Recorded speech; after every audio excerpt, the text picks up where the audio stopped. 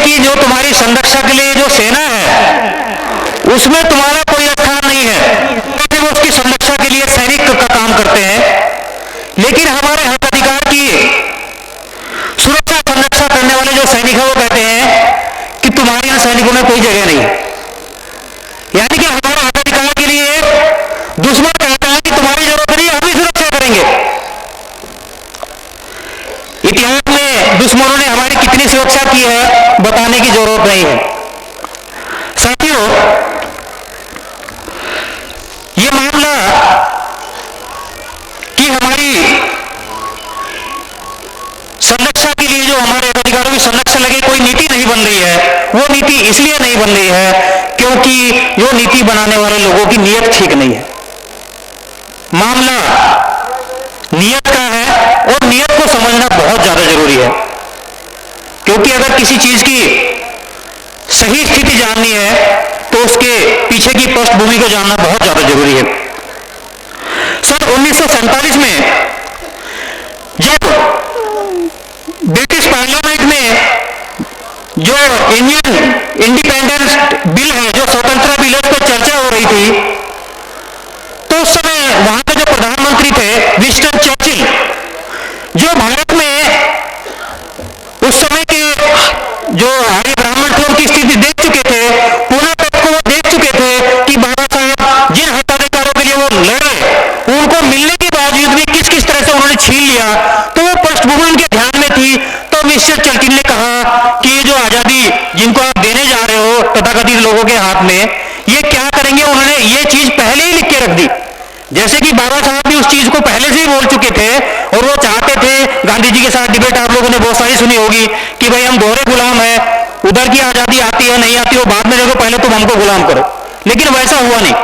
इस चीज को विंस्टन चर्चिल जानते थे और विंस्टन चर्चिल ने बहस में कहा, जो स्वतंत्रता बिल पर बहस हो रही थी, उन्होंने कहा स्वतंत्रता मनुष्य का पैदाइशी हक है, लेकिन इस समय सरकार की बागडोर कांग्रेस के हाथों में देने का मतलब है लाखों करोड़ों भूखे लोगों की तकदीर बेईमानों, बदमाशों और लुटेरों के हाथों में सौंपना।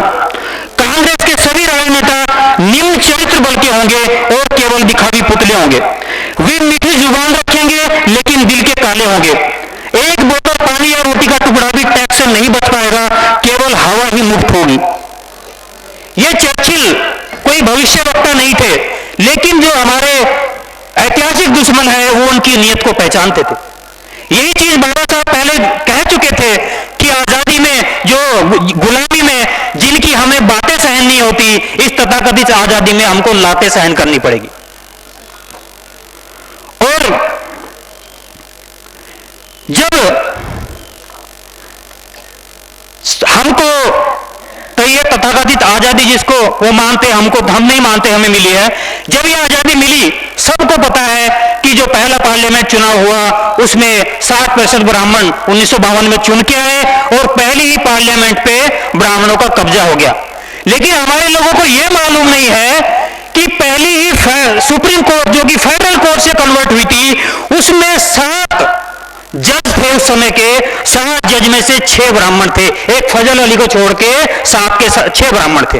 तो पहले ही सुप्रीम कोर्ट पे जिसको संविधान की सुरक्षा और संरक्षा का दायित्व दिया गया था, उस पे ब्राह्मणों का कब्जा हो गया। और उन्होंने इसको किस तरह से इंटरप्रेट किया, जिनको संविधान की सुरक्षा करनी थी, संरक्षा करनी थी, उन लोगों ने संविधान की सुरक्षा और संरक्षा करने का कार्यक्रम छोड़ के वहीं से संविधान के नष्ट करने का, संविधान लागू होने के 4 महीने के बाद ही उसको नष्ट करने का कार्यक्रम शुरू कर दिया। सबसे पहला जजमेंट 9 अप्रैल 1951 के आया, state of Madras versus Shrimati Champakam Dorai Rajan, आपको पता है। उसमें मद्रास में एक जीवो जारी हुआ, उसमें सभी SC ST OBC के लोगों के लिए रिजर्वेशन कर दिया। और रिजर्वेशन होने के बाद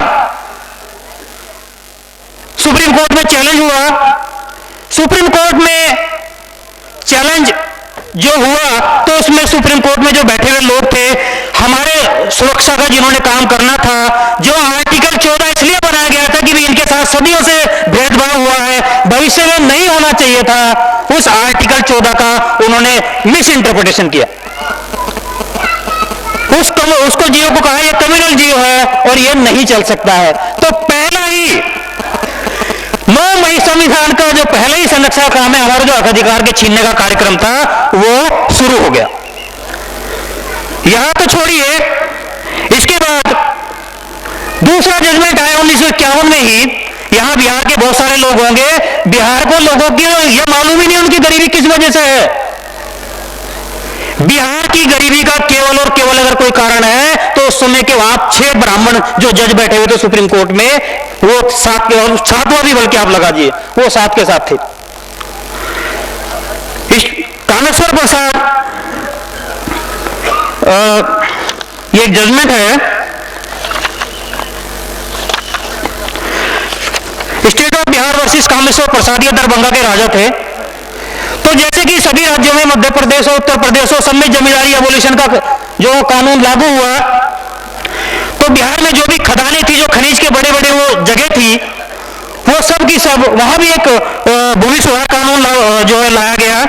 और जो भूमि सुधार कानून लाया गया उसमें जो प्रॉपर्टी थी जमींदारों की, जागीरदारों की, वो नेचुरली वो वहां के जो किसान थे या राज्य की संपत्ति में वो कन्वर्ट होनी थी। ये जो दरभंगा का राजा था महाराज धराज, जो कामेश्वर सिंह है, इसने इस चीज को सुप्रीम कोर्ट में चैलेंज किया। और सुप्रीम कोर्ट में जो चैलेंज हुआ तो सुप्रीम कोर्ट ने निर्णय दिया कि ये जो एक्ट है ये इलीगल है।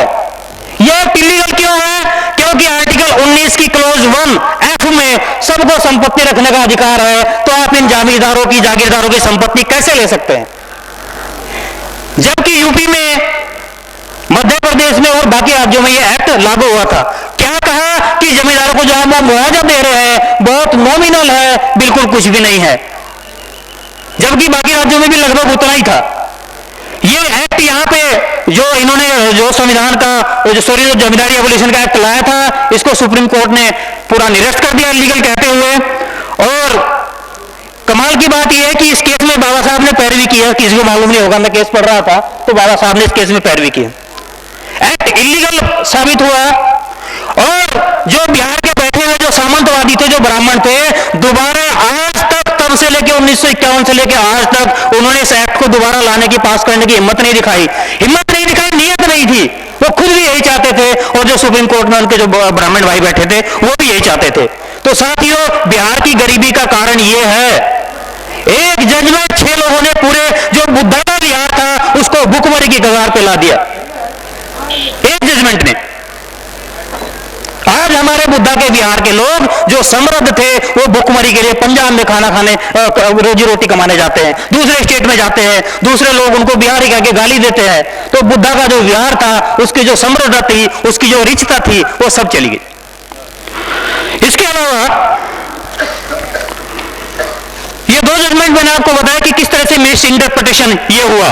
क्यों? क्योंकि जिस तरह संसद में ब्राह्मणों का कब्जा हुआ, जो लास्ट की बॉडी बनाई गई थी कि अगर ये आपकी जो एग्जीक्यूटिव बदमाशी करती है, आपका लेजिस्लेचर बदमाशी करता है, तो जो न्यायपालिका है वो निष्पक्ष रूप से काम करेगी। लेकिन ब्राह्मणों ने पहले ही उस पर संविधान लागू होने के साथ ही तीनों ही उस पर कब्जा कर लिया। आपके लिए कोई जगह नहीं छोड़ी और आपके लिए कोई जगह नहीं छोड़ी। ये निराशा सुप्रीम कोर्ट के एक जजमेंट में मैं आपको बताता हूं कि एक जस्टिस आपके बारे में क्या लिख रहे हैं। आपकी हताशा, निराशा को उन्होंने किस तरह से व्यक्त किया है। एक जजमेंट आया, मैं आप सब लोगों से गुजारिश करूंगा कि अगर संविधान की सही रूपरेखा और रिजर्वेशन की सही रूपरेखा को जानना है तो ये अखिल भारतीय शोषित कर्मचारी संघ railway versus union of India, ये 1981 का केस है। इस केस को जरूर पढ़िए।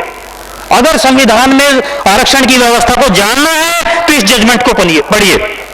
इस जजमेंट में जस्टिस चिरप्पा रेड्डी ने, जब उन्होंने देखा कि किस तरह के जजमेंट आ रहे हैं, किस तरह के अधिकारों को छीना जा रहा है, जस्टिस चिरप्पा रेड्डी ने एक पोएम के रूप में कुछ लाइनें लिखी शेड्यूल कास्ट लोगों के बारे में। उन लाइनों में क्या लिखा?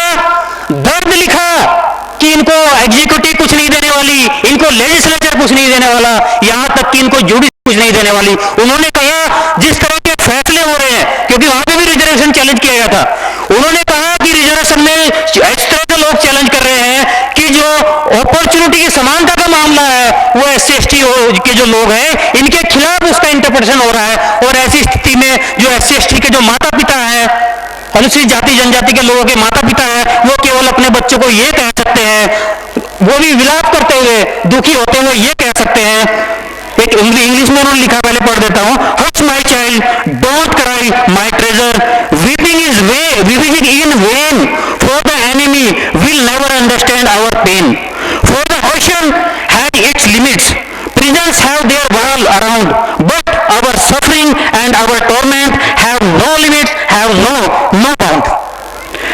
चुप हो जाओ मेरे बच्चे, मेरे लाल मत रो, रोना निरर्थक है, क्योंकि दुश्मन हमारा दर्द कभी नहीं समझेगा। समुद्र की सीमाएं हैं, जेलों की अपनी दीवारें और सीमाएं हैं, लेकिन हमारी पीड़ा और शारीरिक वेदना की कोई सीमा नहीं है। यह वे सुप्रीम कोर्ट कह रही है, ये मेरे शब्द नहीं है। जजमेंट आप पढ़ेंगे तो किस तरह से जिन लोगों को हमारे हक अधिकारों की सुरक्षा और संरक्षा के लिए लगाया गया था, उन्होंने हमारे हक अधिकारों की कितनी सुरक्षा की है, कितनी संरक्षा की है, ये सुप्रीम कोर्ट ही बता रही कि हमारे लिए हमारे माँ बाप को केवल विलाप करने का काम दिया गया।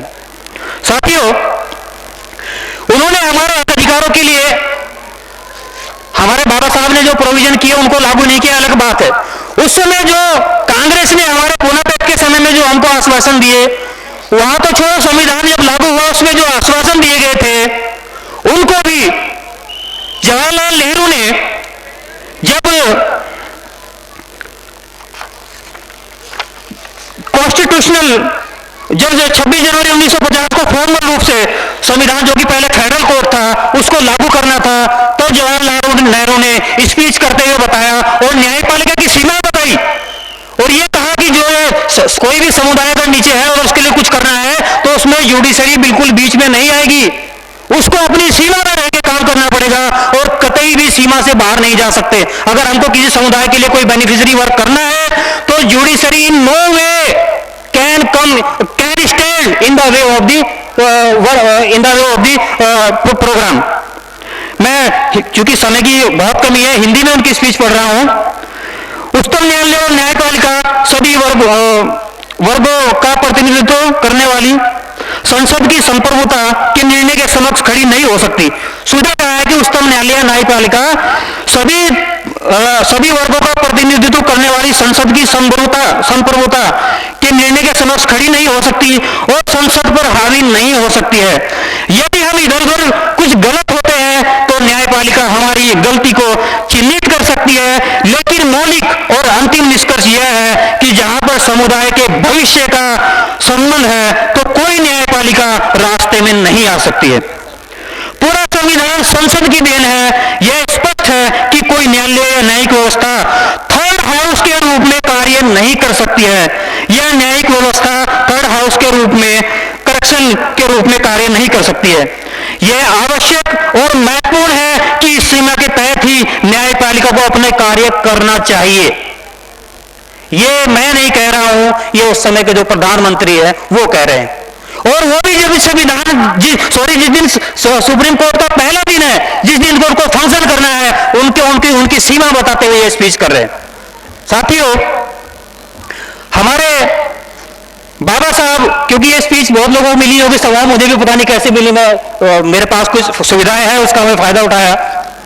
हमारे बाबा साहब ने पहले ही कह दिया था जब 1948 में ये जो हमारी रिव्यू पावर जो सुप्रीम कोर्ट की है, इस पे डिबेट हो रही थी, कॉन्स्टिट्यूशनल जो हमारी डिबेट हुई थी, उसमें उस पर डिबेट हो रही थी और उसमें प्रोविजन ये रखा गया था कि जो संसद या हमारे राज्यों की विधायिका जो भी कानून बनाएगी उसको सुप्रीम कोर्ट को उसका रिव्यू करने का अधिकार होगा। तो उस समय हमारे बाबा साहब ने कहा कि ये 5-6 लोग जो यहां बैठेंगे, जिनके अपने बायस हैं, जिनके अपने प्रिजुडिस हैं, जो सदियों से हमको इंसान ही नहीं समझते, ये किस कानून को जो कि हमारे हक का है या कैसा भी है, उसको किस आधार पे, अपने पूर्वाग्रहों के आधार पे अच्छा या बुरा कैसे कह सकते हैं और उसके इंटरप्रिटेशन पे, इनके इंटरप्रिटेशन पे हम विश्वास कैसे कर सकते हैं।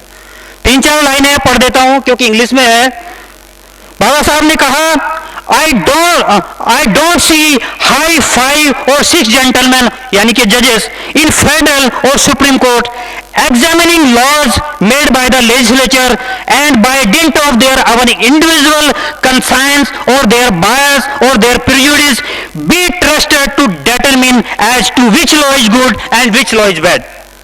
बाबा साहब ने कहा, मुझे यह समझ में नहीं आता है कि सुप्रीम कोर्ट या फेडरल कोर्ट के 5-6 जेंटलमैन या जज जो उनके व्यक्तिगत विचारों या उनके पक्षपात या उनके पूर्वाग्रहों के आधार पर यह तय करेंगे कि विधायिका के द्वारा बनाया गया कौन सा कानून अच्छा है और कौन सा कानून बुरा है, पर कैसे विश्वास किया जाए।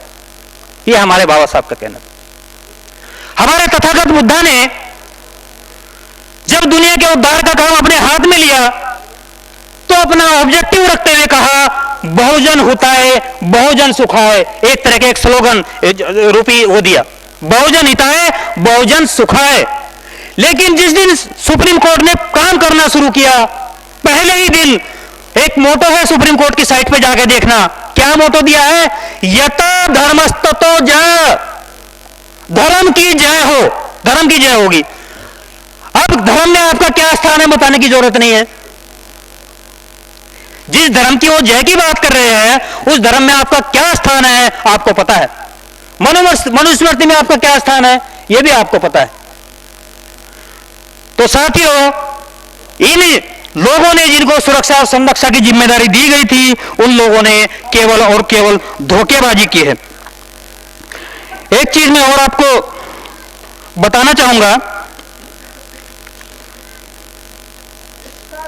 कि कांग्रेस का इतिहास पूना पैक्ट से लेके और उससे पहले, या बाबा साहब ने जो किताब लिखी आपने अगर पढ़ी होगी कि गांधी और कांग्रेस ने अछूतों के लिए क्या किया, उसमें उनकी नीयत बाबा साहब ने बता दी है कि ये क्या करने वाले हैं। फिर भी मैं एक चीज और हिस्टोरिकल चीज आपके सामने लाना चाहूंगा, बहुत सारे लोगों को शायद पता नहीं होगा कि कांग्रेस ने पूना पैक्ट के बाद से ही मंशा बना ली थी कि इसको पूना पैक्ट को भी लागू नहीं करना है। कांग्रेस ने संविधान में जो बातें लिखी गई थी उसके समय भी यह मंशा बना ली थी कि इसमें जो भी इनके लिए हक अधिकार लिखे हैं इसको लागू नहीं करना है।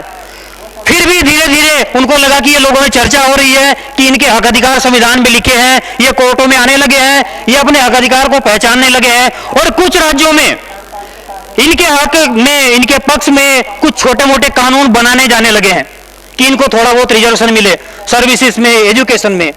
तब जवाहरलाल नेहरू इतना गुस्सा हो गए कि उन्होंने भारत के सभी मुख्यमंत्रियों को लेटर लिखा कि तुम मेरी ओरल नहीं सुन रहे हो, मना करने के बावजूद भी तुम इनके लिए कुछ ना कुछ थोड़ा बहुत दिखावे के रूप में ही सही लेकिन कर रहे हो, इससे इनकी आदत खराब होगी, ये तुम्हें चुनौती देंगे, तुम्हारे वर्चस्व को चुनौती देंगे। तब जवाहरलाल नेहरू ने ये 27 जून 1961 को सभी भारत के मुख्यमंत्रियों को लेटर लिखा। लेटर की हिंदी इंग्लिश में दोनों पढ़ देता हूं क्योंकि महत्वपूर्ण है। जवाहरलाल नेहरू लिखते हैं मुख्यमंत्रियों को, if we go in for reservation on communal and caste basis we swamp the bright and able people and remain second rate और third rate. I am grieved to learn how far the business of reservations has gone based on communal considerations. It has amazed me to learn that even promotions are based sometime on communal or caste consideration. This way lies not only folly but disaster. Let us help the backward group. बराप इनको कई राज्य तो ऐसे कि वो promotion में भी दे रहे हैं। ये जवाहरलाल नेहरू, इसकी हिंदी पढ़ देता हूं। यदि हम समुदाय और जाति के आधार पर आरक्षण के लिए जाएंगे तो हम अत्यंत प्रतिभावान और योग्य लोगों को डुबा देंगे या खो देंगे तथा द्वितीय और तृतीय दर्जे के रहेंगे। मैं जाति और समुदाय आधारित आरक्षण को देखकर दुखी हूं और व्यथित हूं। आरक्षण की यह व्यवस्था न केवल मूर्खतापूर्ण है बल्कि आफत वाली है तथा संकटजनक है। पिछड़े वर्गों की सभी तरह से मदद करो लेकिन योग्यता की कीमत पर नहीं। ये जवाहरलाल नेहरू के वचन है। साथियों, इन्हीं चीजों को ध्यान में रखते हुए वो जो उस समय सुप्रीम कोर्ट और उस समय की जो पार्लियामेंट पे कब्जा हुआ था तब से वही चीज कार्यरत रही है। आप हजार रोइए, हजार रैलियां निकालिए, आप उस दुश्मन के सामने गिड़गिड़ा रहे हैं जिसने पहले ही तय कर लिया कि हमने क्या करना है, पहले से तय है। हमारे की कंसल्टेशन पर चलता है, प्राइम मिनिस्टर को ज्यादा पावर होती है, उसके में जो प्रेसिडेंट है वो भी उसके कंसल्टेशन पे चलता है। तो जो भी चीफ जस्टिस होते हैं वो सारा का सारा सिलेक्शन होता है।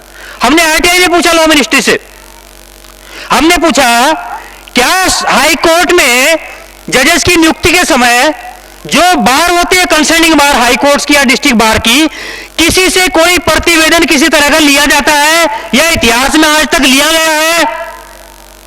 जवाब आया नहीं। जवाब आया नहीं। क्यों? क्योंकि वहां की जो बार है, तो हमारे बहुत बड़े बड़े नेताओं को, इवन लालू प्रसाद यादव को कोई एक हमको लॉयर नहीं मिला। और उनका स्ट्रक्चर देखते हुए कि कोई बहुत बड़ा लॉयर खड़ा करेंगे तो शायद फेवर में आ जाएगा, क्रिमिनल के लॉयर राम जेठमलानी के, जो कि क्रिमिनल के लॉयर है, लालू प्रसाद यादव ने राम जेठमलानी को इंगेज किया। सुप्रीम कोर्ट ने रिजर्वेशन निकाला, सुप्रीम कोर्ट बार ने, कि रिजर्वेशन के पक्ष में कोई भी एडवोकेट खड़ा नहीं होगा, कोई भी एडवोकेट पैरवी नहीं करेगा। आज भी जैसे ये नेशनल जुडिशियल अपॉइंटमेंट जो ये बिल आया, इस लोग पे काम कर रहे हैं। ये हमारे दिमाग में रहना चाहिए। दिमाग में रहेंगे तो हमको दुश्मन की नीयत समझ में आने लगेगी। हम जड़ों तक पहुंचेंगे, केवल पत्ते नोचने का काम नहीं करेंगे। मैं आपको हमारे संचालन महोदय ने पूरा बता दिया है कि करिया मुंडा की रिपोर्ट है, बहुत कुछ लिखा है। वो राज्यसभा में भी रखी गई, लोकसभा के पटल पे भी रखी गई। आज तक करीबन कितने साल का, 14-15 साल का समय गुजर गया, कोई डिबेट नहीं। हमारे 1/3 जो हाईकोर्ट जज बनते हैं, वो 1/3 डिस्ट्रिक्ट जजेस में से बनते हैं और 2/3 लगभग बाहर से आते हैं। और बाहर पे आपका कोई ना तो प्रतिनिधित्व है और ना ही कोई आपका कंट्रोल है। साथियों, हमेशा जो फैसले आते हैं, वो फैसले लकड़ी की कुर्सी जिस पे जज बैठता है वो नहीं करती है। शायद वो करती तो वो किसी की शक्ल ना देखती, किसी की जाति ना देखती, किसी का धर्म ना देखती। लेकिन फैसले वो जो उस कुर्सी पे आदमी बैठा है, वो अपनी विचारधारा, अपने पूर्वाग्रह, अपने पक्षपात जो भी उसका है, उसके साथ करता है। हमारा ये कुछ और ये सब चीजें जो ये डिबेट जो बाबा साहब ने कहा कि किस तरह से हमारा काम करेंगे, ये चीज ये 1930 में अमेरिका की सीनेट में भी बात उठी। वहां के एक मेंबर ने कहा कि हमारे पास एक हाउस है, उसको जो प्रतिनिधि हाउस है उसको हम हाउस ऑफ कॉमन्स कहते हैं, और एक और दूसरा हमारे पास हाउस है वो सीनेट है। लेकिन उसने कहा कि हमारे पास एक रियलिटी में, जो वैसे कागजों पे नहीं है, लेकिन हमारे पास रियलिटी में एक और थर्ड हाउस है, और वो थर्ड हाउस सुप्रीम कोर्ट है, और वो देश के जितने भी हाउस हैं उन सबसे ज्यादा ताकतवर है। उन्होंने कहा हमारी सीनेट, हमारी हाउस ऑफ कॉमन्स जो 400 और 100 लोगों की है और बाकी प्रतिनिधि है, लेकिन सुप्रीम कोर्ट में बैठे हुए 9 लोग जिनकी कोई मेरिट की परख नहीं होती, जो हमारे प्रतिनिधि भी नहीं है, वो हम पे भारी है, वो सब पे भारी है। तो ऐसी सिमिलर डिबेट और भी कई सारे कंट्रीज में हुई है। थोड़ा क्योंकि समय की बहुत ज्यादा कमी है, इसलिए मैं उस पर नहीं जा रहा हूं। साथियों, लॉ कमीशन ने 1958 में अपनी रिपोर्ट पब्लिश की। इसका मेन पॉइंट बता देता हूं। लॉ कमीशन की रिपोर्ट लिख रही है, ये क्या लिख रही है? रिपोर्ट कहती है, विस्तृत रूप से यह देखा गया है कि जजों की नियुक्ति में क्षेत्रवाद तथा संप्रदायवाद हावी है। ये मैं नहीं कह रहा हूं, लॉ कमीशन कह रहा है। हमारे चौहान साहब और अच्छे से जानते हैं, क्योंकि जितने भी रिजर्वेशन के केसेस में हमारे एक विरोधी एडवोकेट है, और मैं दावे के साथ कहता हूं कि अंबेडकर को हमने इतना नहीं पढ़ा जितना उसने पढ़ा है। उसने किताब लिखी है बाकायदा अंबेडकर पे, उसकी किताब से हमें बहुत सारे मटेरियल मिले। प्रोमिनेंट लॉयर है, रिजर्वेशन का कोई भी केस हो, वो खिलाफ जो भी केस होगा उसमें वो आएगा ही आएगा। ये डॉक्टर राजीव धवन ने एक किताब लिखी, किताब का नाम है जस्टिस ऑन ट्रायल। ये जो रिजर्वेशन के खिलाफ लड़ने वाला वकील है, ये खुद मानता है कि जो जजों की नियुक्ति है ये गलत आधार पे होती है। ये राजीव धवन क्या लिखते हैं, इंग्लिश में पढ़ देता हूं। Judicial appointments in India have followed A traditional status oriented pattern. Traditional status oriented pattern यानी कि जो समाज व्यवस्था में जो ट्रेडिशन में आपकी जो औकात है, आपकी जो स्थिति है, आपकी जो परिस्थिति है, हमारी तो है ही नहीं, उसके आधार पर नियुक्ति होती है। The system of appointment takes into account seniority and regional and religious pressures. ये डॉक्टर राजीव धवन लिख रहे। हमारे एक जस्टिस डीए देसाई हुए हैं सुप्रीम कोर्ट में, और ये बहुत सारे लोगों को सुपरसीड करके नियुक्त हुए। जहां तक मुझे जानकारी, मैंने पूरा पढ़ा नहीं क्योंकि मैं जस्टिस पीवी सावंत जी की किताब पढ़ रहा था, उसमें इसका रेफरेंस है। जस्टिस देसाई क्या कहते हैं? जस्टिस देसाई कहते हैं, हमारी न्यायपालिका अपनी आंखों पर परंपराओं की पट्टी धारण किए हुए है और जिससे उन्होंने अनुभव की गई वास्तविकताओं को अनदेखा किया है। वो जानते हैं कि वो कहने को तो न्याय कर रहे हैं, लेकिन सब लोगों को पता है कि अगर न्याय हो रहा है तो न्याय होते हुए दिखना भी चाहिए। उन्होंने इस चीज को समझा कि ये कह तो रहे कि न्याय कर रहे हैं, लेकिन इनको भी पता है और ये जानबूझ के कुछ चीजों को अनदेखा कर रहे हैं, जबकि इनको खुद पता है कि अन्याय कर रहे हैं। ये जस्टिस देसाई का कथन है। साथियों, जुडिशरी एक स्वच्छंद संस्था है पूरी तरीके से, लेकिन इसके बारे में जस्टिस हमारे पीवी सावंत जी, जिनका भी बहुत रेफरेंस आया, उनकी किताब आप पढ़ेंगे तो बहुत अच्छी किताब, और इतने पहले उन्होंने वो किताब लिखी कि जब मैंने 1-2 दिन पहले उसको पढ़ना शुरू किया तो वो आज भी पूरा का पूरा संदर्भ उसका बिल्कुल सही है। जस्टिस पीवी सावंत कहते हैं कि हमारे लोगों को इस तथ्य को हमेशा ध्यान में रखना आवश्यक है कि न्यायपालिका भी एक मानवीय संस्था है, इसलिए न्यायपालिका को भी उतनी ही प्रभावी और गहरी जांच तथा निगरानी की जरूरत है जितनी कि समाज की अन्य संस्थाओं को। लेकिन चौकीदार की चौकीदारी कौन करेगा? जस्टिस पीवी सावंत कहते हैं कि चौकीदार की चौकीदारी कौन करेगा?